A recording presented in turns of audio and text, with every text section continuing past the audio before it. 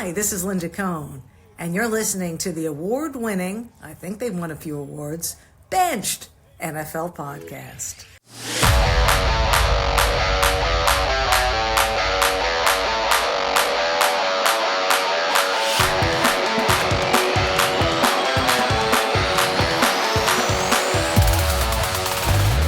Yo, what's up, everyone? Welcome to the Bench Podcast. My name is Joey, joined by AJ Woodson over the Thanksgiving break. AJ, how you doing, man? What up? Man, I'm doing good. I'm out here in Albuquerque, New Mexico. What the hell? The Q, as we call it. I'm seeing where Oppenheimer was filmed. Yeah, jeez, bro. I forgot you're out there. Yep. We're going out to Santa Fe tomorrow. Little day trip. See some old school stuff. It's gonna be dope. Did you guys fly or did you drive? Yeah, we flew. Hour and a half trip. Super easy. Baby slept the whole time. So yeah. Perfect. We were actually supposed to come home today, and we changed our ticket. We're coming home Sunday now because we're just having too much fun with family. Yeah. Well, you know what they say. Once in Albuquerque, man, you gotta make it last, make it worthwhile. All right. Different kind of show today. Of course, different kind of week this week. The bench crew's taking a little time off to spend with family for Thanksgiving and whatnot. But me and AJ wanted to hop on here just for a little bit and go through this week's games going into week number. Am I crazy? It's week 13, isn't it? Week 13, yeah. Wild. Week 13. Some games have already been played. We are recording 11:30 a.m. on Friday. So Chiefs and Raiders is about to kick off, and we had the games go yesterday. Before we get to that, let's do some quick housekeeping here. If you're watching on YouTube, welcome to the show. Subscribe, turn notifications.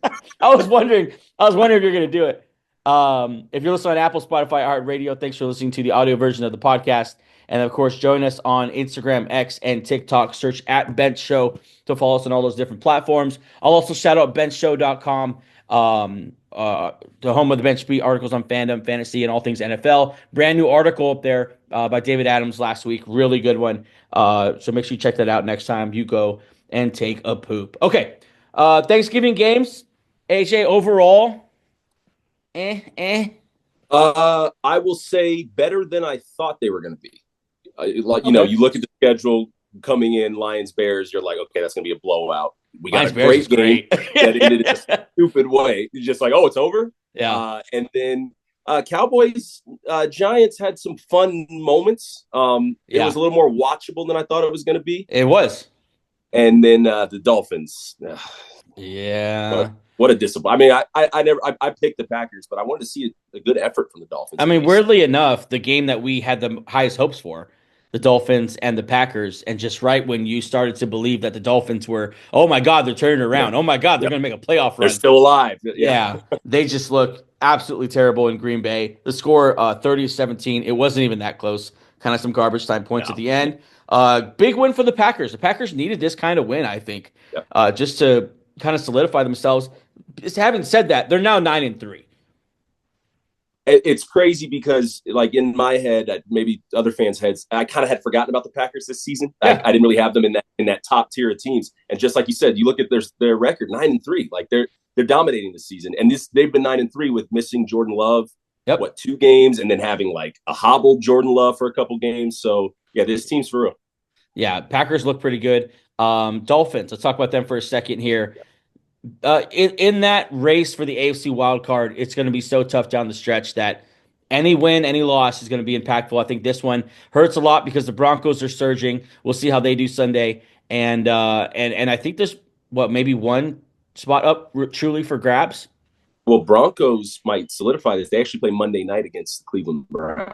Yeah, the Broncos might be locking in their playoff spot this week. That's wild. Good for the Broncos. So Packers take down the Dolphins 30-17. AJ mentioned Cowboys, Giants. Cowboys, they won 2 in a row. I don't know if you saw the Micah Parsons interview after the game. I mean, we talk about Micah Parsons a lot. I think he's a complete idiot. But what do you think of the interview? 2 games. Are they coming back? They're not bad. Remind me, who did they beat last week? The Commanders. Okay, so who you have vehemently said all season they're fake. They're not for real. I mean, even in their winning, they've had a terrible defense, and then they beat the Giants. They're absolutely not back. They're what, 5-7 now?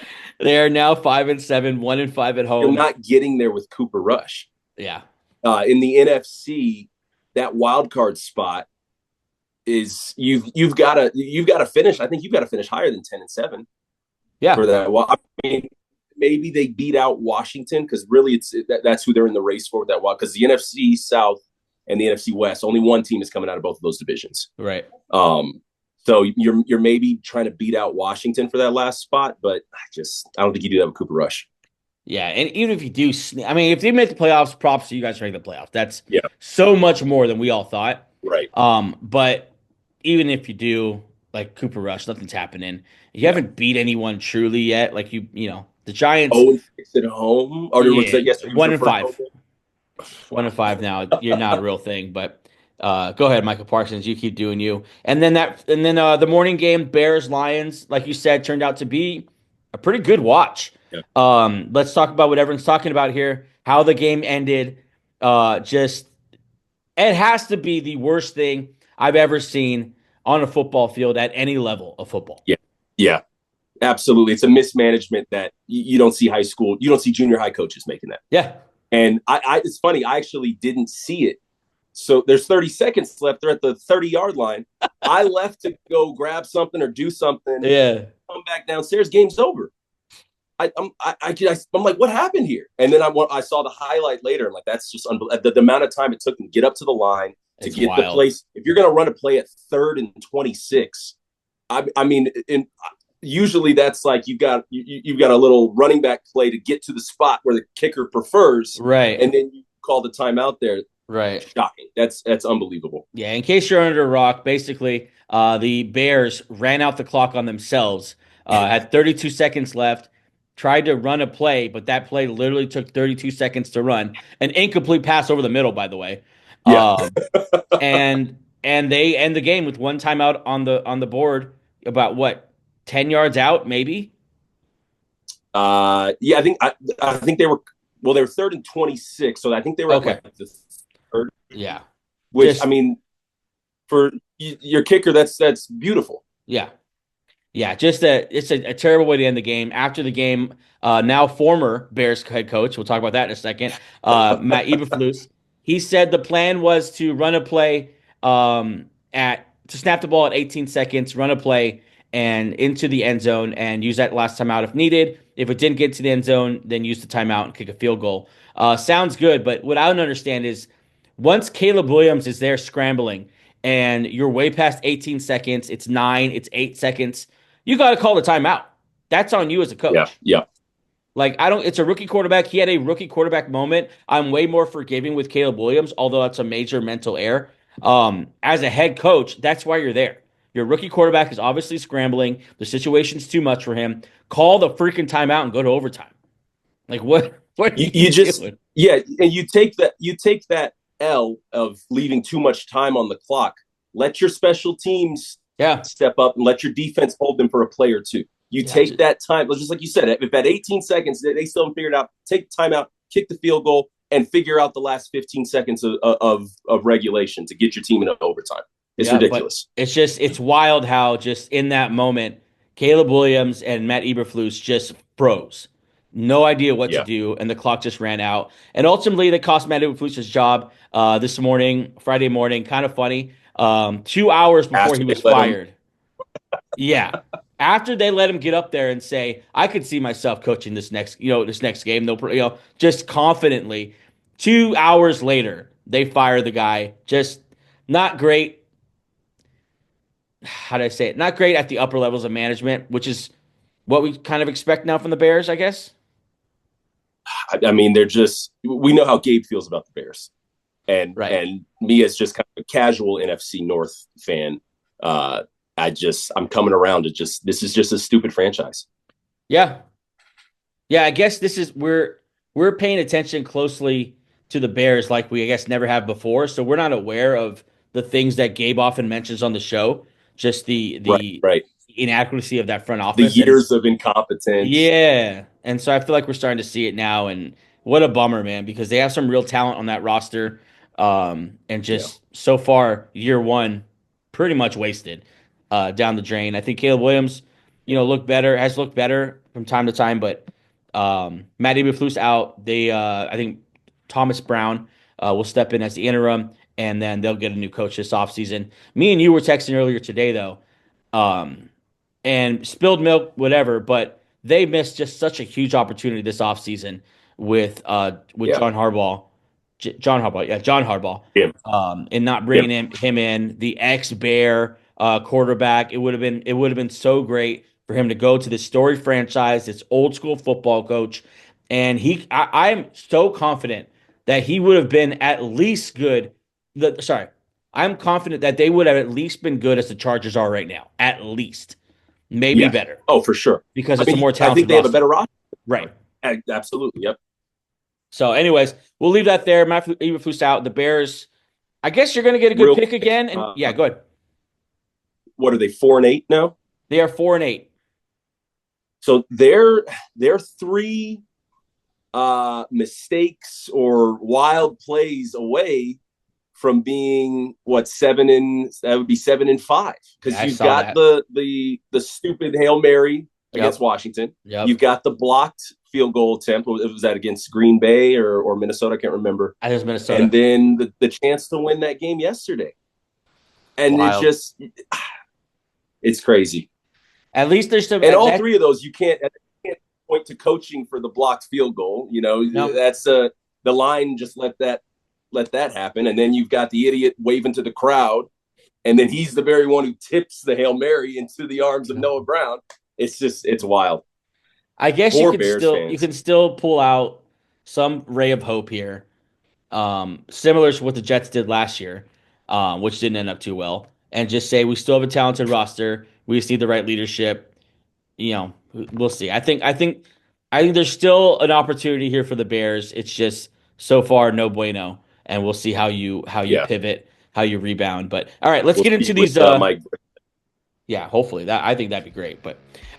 This segment is brought to you by Dad Gang Hats. Dad Gang makes the highest quality hats in the apparel industry because they use premium materials, pay close attention to detail, and prioritize durability and comfort. With so many styles, colors, and designs, they absolutely have the right hat for you and the dad in your life. Use code BENCHED76826, that's BENCHD 76826, for 15% off your first purchase. Shop Dad Gang Hats, quality hats for quality dads. All right, let's get into Week 13 here. Let's pick some games. Game about to start here in about 30 minutes, I believe, is the Chiefs and Raiders. I'll also mention I have David Adams' picks. He texted them to me, so I'll mention those as we go. Chiefs, Raiders, 10-1 versus 2-9. Not going to spend too much time on this. Who you got? Chiefs, no matter what Raiders fans say.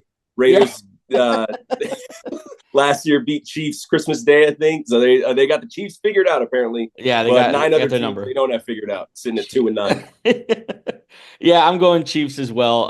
10-1, 5-0 at home. They're going to beat the Raiders. I think it'll probably be closer just because it's a divisional game and whatever. They barely beat Carolina last week, and just like you said, it's a divisional game. Yeah. They're always weird, and they're going to get the absolute best effort from the Raiders because this is all they got to play for, really. Are we getting Aiden O'Connell or Desmond Ridder? Eesh, those names. Jesus, I don't even know. Doesn't matter. Doesn't matter, truly. I know we're getting Amir Abdullah. So for you fantasy football players out there relying on Amir Abdullah today against the Chiefs, good luck. He had a good week last week, but I don't know. We'll see. I think Isaiah Pacheco back today too, so that's awesome to see as well. David Adams says he goes Chiefs, and he simply put as his explanation, it's the Chiefs, period. So leave it at that. All right, let's move on here to Chargers and Falcons. This is a good one. Falcons at home, Chargers sitting at 7-4, Falcons at 6-5. Both of these teams with so much to play for. Who you got? Both teams kind of going in different directions. I wouldn't say the Falcons are on a downward spiral. Me and maybe a lot of other fans are not. They kind of look. Yeah, I don't know. But the Chargers are. I've got a lot of faith in the Chargers right now. I like how they played Baltimore, obviously, and come away winning that game. But I think I've got the Chargers here. Yeah, I got the Chargers as well. I was impressed as well as how they played the Ravens. I think they're a really, really good football team, only getting better. I do think they are limited by their lack of weapons. Sure. But I also don't think the Falcons are elevated by their abundance of weapons. So it's kind of two teams built differently, and I think the way the Chargers are doing it works better for me right now. I'm going Chargers. David Adams is going Falcons. As an explanation, he says Falcons off a bye, Chargers off Monday Night Football, plus traveling. No Good Dobbins. I point. guess that is something to point out. No Yeah, that's Dobbins. that's a good point. I mean, Gus Edwards. They got Gus Edwards, Kimani Vidal. They already came out saying he's going to be What are they pretty gonna do? involved. What do you mean? Because Gus Edwards just looked terrible. Yeah, like one. I think he had like less than 2 yards to carry last game. Yeah, and then Hassan Haskins didn't get the ball. Yeah. Uh, Man, that's a good point. That's a good point. I forgot about Dobbins not being there. Did TA just change our mind like that? I don't know. I'll read his whole thing here. He says Falcons off a bye, Chargers off of Monday Night Football plus traveling, no Dobbins. If the Falcons can't handle this one, that's kind of worrisome. He's going with the Falcons. Am I changing it? I'm going to change it. Falcons at home. I'm going to change it. You change it, I'll stick with the Chargers. Okay. I mean, you call them both first-year head coaches. Jim Harbaugh's not a first. He's been in the NFL before. He came back exactly how he looked when he left the NFL. I think I'm going to go with Harbaugh over Raheem Morris here. All right. We got Steelers, Bengals, AFC North showdown here. These guys always play each other well. Throw the records out the window, I guess. Out the window, yeah. Yeah, throw everything out the window here. These two teams, when they get in the same, any two teams in these division, when they get in the same field, it's tough. 8-3 versus 4-7. Who you got? As soon as I saw this, I threw the record out the window, and I'm going with the Bengals. Yeah, these teams just play each other. They hate each other. Yep. We can call the Bengals a bad team this year, but you just look at the roster on the offensive side of the ball. And yes, Pittsburgh has a great defense. I think just like you said with Raiders and Chiefs, Raiders are going to give their absolute best against the Chiefs. Bengals are going to give their absolute best against the Steelers. And I think Burrow and Chase T. Higgins get it done. Yeah, I think Bengals is probably the best 4-7 team in the league right now. They're really good. They just got incredibly unlucky. 4-7. I'm still going to go with the Bengals here at home, as is David Adams. He's going with the Bengals as well, citing the Cincinnati Bengals defense actually. So let's see if Hendrickson, who I believe is the NFL leader in sacks, if I'm correct. I think you're right. If not, top 3. So he'll hopefully get out of Russ. We'll see another. Last week we got Myles Garrett versus T.J. Watt. Today we're getting Hendrickson versus T.J. Watt. So always a good defensive end matchup here in the AFC North. Let's keep it moving here. I have Cardinals at Vikings. Cardinals at home. Sorry, Vikings at home, 9-2. Cardinals off a super disappointing loss right when we were starting to believe in them. They drop a game in this NFC West that no one seems to want to win. I'm going Vikings at home here, 9-2. I think they take care of business. Sam Darnold looked a lot better last week. I'm going Vikings. Who you got? I can't seem to find a team in the NFC West that I believe in. Yeah. It's just strange. Seattle's in the lead now, and to me, they're the least talented team in this division. We were digging their grave for months. So Jeez. Vikings here, I don't think it's an issue. I think Vikings take care of business. Okay. Diego and Cardinals.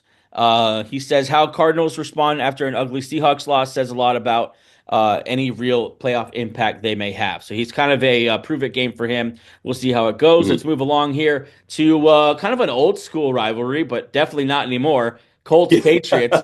Remember, every time I see those two teams, though, you got to think Brady versus Manning. It's our childhood rivalry. We're so far away from that now. We're going to get Drake May versus Anthony Richardson. Richardson is playing better since returning to the starting role. I think the biggest difference there has been they're actually playing an offense that suits his skill set. They're running him. I'm glad they waited till I traded him off my fantasy team to start doing that. So thanks a lot, Shane. 5-7 versus 3-9. I think both of these teams are better than their record. Who you got? Just like you said, they waited to do this until you traded Anthony Richardson away. They waited to do this until I traded for Jonathan Taylor, which is why he's now off of my fantasy roster. Right.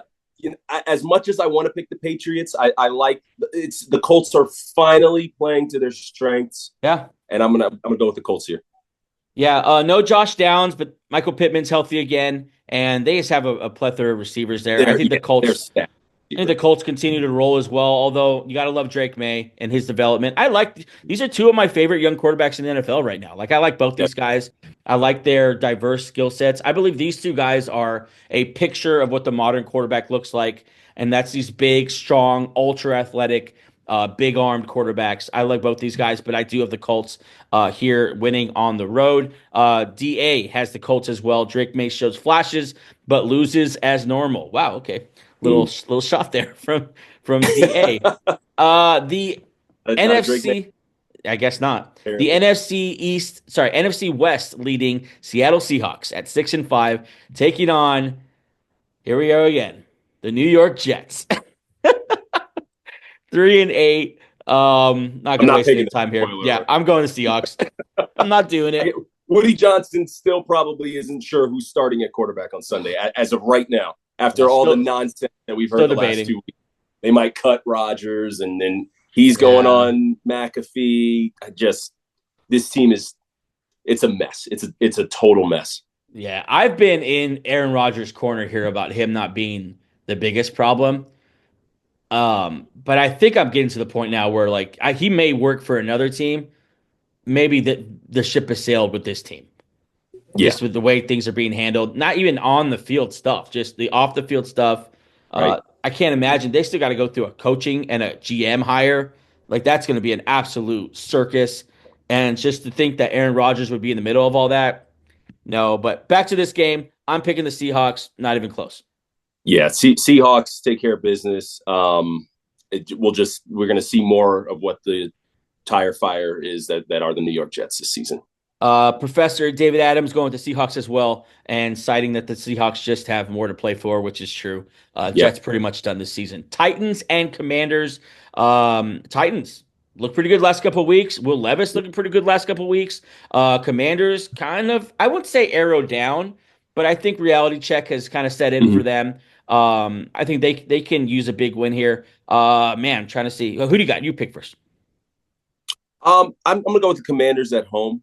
I still like how this team is coached. Dan Quinn's proven to do a pretty good job so far. Angels boy, cool guy Cliff, calling the plays. Titans have looked impressive. Will Levis is not. Will Levis is not a winning quarterback. Yeah. I think you've got to outscore the Commanders, and I don't think the Titans can do that. So we're going to be totally opposite here. I think this Tennessee Titans defense is going to really give Jaden Daniels problems. I think eventually someone is going to realize you got to take away Terry McLaurin, and then it's just 5-yard dump outs to Zach Ertz. But it keeps working. I think the buck stops here with them. I think Will Levis is playing good enough to score enough to beat a Commanders team that I think will be slowed down greatly by this defense. Professor David Adams going with the Commanders. Washington stops the slide here. Tennessee isn't good enough to beat a playoff team in back-to-back weeks is his explanation. Not a bad explanation, to be honest. All right. I wish Angel was on for this one because the Texans. You saved this one. Texans Jags. Okay, so Texans Jags 7-5, 2-9 divisional matchup. Texans. Trevor Lawrence is back. Trevor Lawrence is back. Not that the playoffs are slipping away, but you're starting to get into this area where don't mess around too much. Yeah. And definitely don't back your way into the playoffs. Going with some steam. The Texans, to me, haven't looked good in over a month.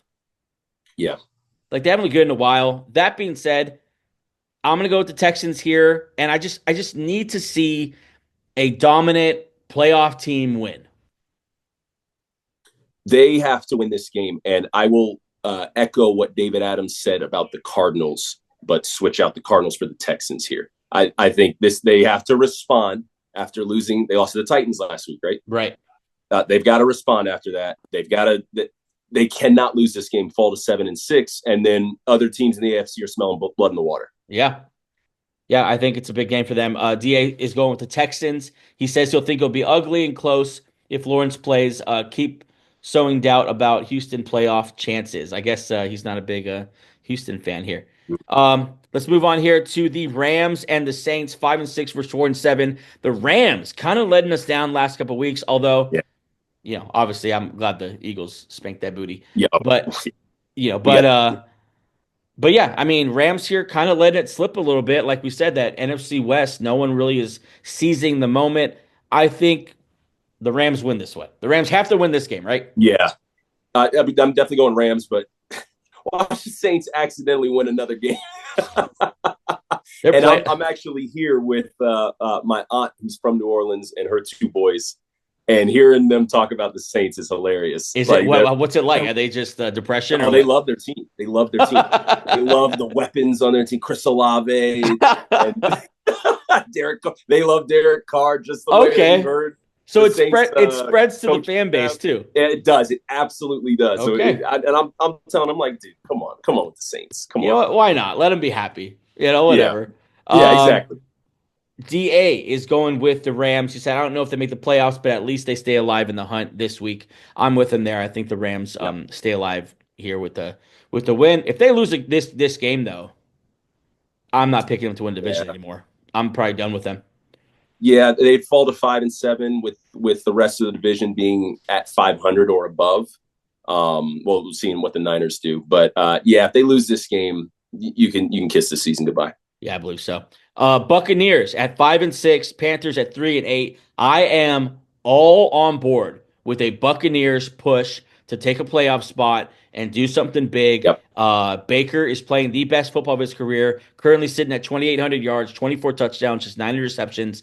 I think should be mentioned in the MVP just because what he has literally kept his team afloat when everything else went wrong. I'm going Bucks here away against the Panthers, who obviously you're picking most teams against them. It's crazy how long the NFL season is because we've already forgotten that the Bucks beat the two best teams in the NFC, the Lions and the Eagles. I think in back-to-back weeks, if not like week 2. Was it? It was. I think it was I think it was week 2 and week 3. Wow. Just like you said, Baker's kept his team afloat when they've gotten injuries to their receiving core. Mike Evans is back. Obviously, Godwin's gone for the season. Right. They're finding something with these running backs too. Rashad White had a nice day.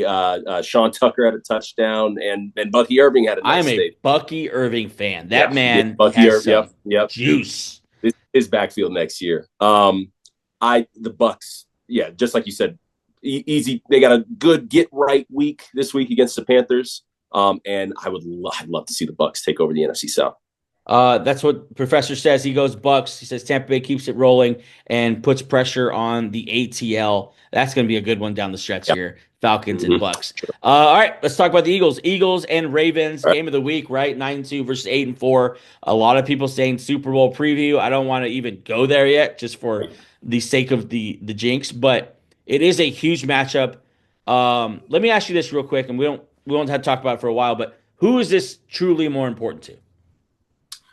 I think this is, without trying to be biased, I think this is more important to the Eagles to solidify that we are one of the best teams, not only in the NFC, but in the entire NFL. Yeah. We've had a very nice schedule. I think since week 4, we came out of the bye against Cleveland. We had the Giants, the Jags. We've had a pretty easy schedule. I mean, we've got Carolina coming up in another week or two.